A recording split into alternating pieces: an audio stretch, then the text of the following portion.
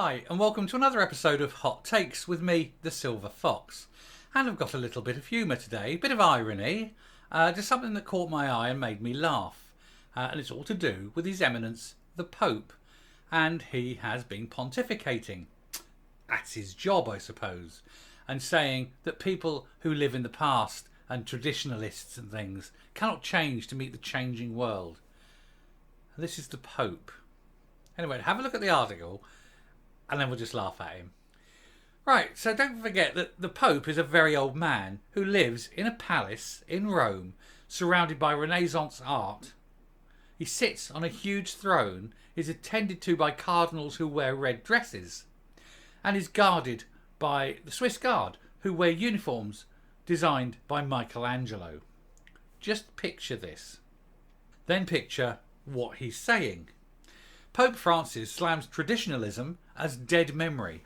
He's slating the traditions of the past.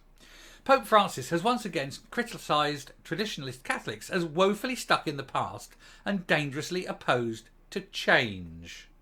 This is the Pope. No Pope has changed anything in 1500 years. So what is he on about? I mean, one only has to look at all those modernist changes that the Pope has made about, Nope, can't think of anything. But what's their stance on sex before marriage? Sex outside of marriage? Homosexuality, lesbianism, bisexuality? What's their stance on women priests? What's their stance on women? What's their stance on contraception? Nope, nothing's changed. Why? Because it's the bloody Catholic Church. Nothing changes. He's sitting there saying, oh, look, you Catholics, of which he is in charge, you Catholics are rooted in the past, and that's a terrible thing. You can't meet the modern demands of the modern world, says the Pope. I'm at a loss for words. Anyway, in an interview with his brother Jesuits in Canada, released on Thursday in the journal La Civiltà Cattolica, the pontiff said that those who wish to defend the doctrine of the Church as a monolithic and without nuance are mistaken. Of course the Catholic Church is monolithic. That's actually what the word Catholic means. Unbelievable. It's important, he said, to have respect for tradition, but the authentic tradition. Someone once said that tradition is the living memory of believers, he declared. Traditionalism, instead, is the dead life of our believers. What is he on about? Tradition is the life of those who have gone before us and who go on, he continued. Traditionalism is their dead memory. We must take the origin as a reference, not a particular historical experience, taken as a perpetual model. As if we have to stop there, the Pope said, and avoid falling back on statements like, it's always been done with this, which is the paganism of thought. Now, this is the Guard. This is the Swiss Guard. Why are they wearing near 600-year-old uniforms? Because it's traditional. It's the very traditionalism he's saying is a bad thing. Well, let's see if he's going to change what the Guards wear. By the way, don't think that they're just pretty boys in funny uniforms. Every single one of the Swiss Guards is a very, very highly trained mercenary. They'd slit your throat as soon as look at you. They really would. They are very, very serious soldiers. They're just wearing the gayest outfit. Because don't forget, Michelangelo, he was a homosexual. He was an artist. He had a flair for the Grand Guignol, looking at that. And so that's what they're wearing. A near 600-year-old uniform designed by a flamboyant homosexual. In case you were wondering. Anyway, in Latin America 30 years ago, this is him saying, in Latin America 30 years ago, there were monstrous liturgical deformations, he's noted, and they moved to the opposite side with a backward-looking intoxication with the old. A division was established in the church. This is the country he comes from. And he's saying, oh, we looked back to the past. Have you read your book recently? There's been nothing written in there for 1500 years, let me tell you. No mention of televisions, no mention of the internet, no mention of cats. But they do mention unicorns 16 times.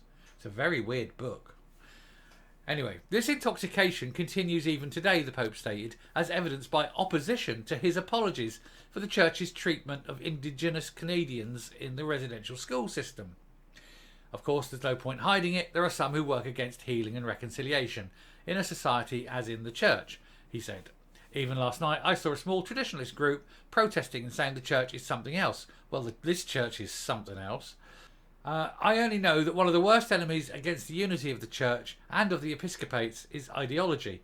What? Ideology? Your whole life is ideology, mate. So let's just go ahead with this process on the road. So he wants to drag the Catholic Church kicking and screaming into the 15th century. I mean, because he certainly won't allow lady priests, will it? Or priestesses, I suppose, is a much sexier term. He won't allow priestesses. He won't allow you to have sex before marriage. He won't allow you to use a condom, despite all those nasty diseases. Monkeypox, I'm looking at you. But he's quite happy to say, oh, the past is terrible, the traditions are awful. The guy is losing it. I think they keep electing very old popes, and therefore they run a risk of Alzheimer's. Pretty sure of it. Seems to be the thing. As soon as you're 80, you get Alzheimer's. Just look at Biden. Anyway, I'll just finish there and we'll come up and laugh. So here's the Pope saying that the Old Testament is dead memory and should be consigned to the past. Is he saying the New Testament is dead memory and should be consigned to the past? And is he saying the Quran is dead memory and should be consigned to the past? In fact, is he saying that all religions are dead memory based on events that happened a long time ago to people who are long time dead, and they should all be consigned to the past, and that we should go forward united in a belief that humankind can do better, that it doesn't need strange sky pixies in order to form moral viewpoints? Because if that's what he's saying, then I'm right behind him. But I'm suspecting that's not what he's saying. After all, he represents God on earth, and God is all-powerful and needs your money. His throne is made of gold. My chair is made of leather and plastic. There's a difference. If I was to sell my chair to help the poor, I could probably feed a couple of people for a few days. If he was to sell his chair, well, he could probably feed an entire nation for a few days. How about it then, Popey?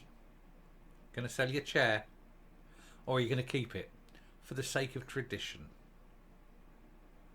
If you like what you hear and see on the channel, please hit the subscribe button if you haven't already. Ring the bell for notification of future output. Leave a like, leave a comment, and until next time, stay safe, stay well, don't believe in sky pixies, and goodbye.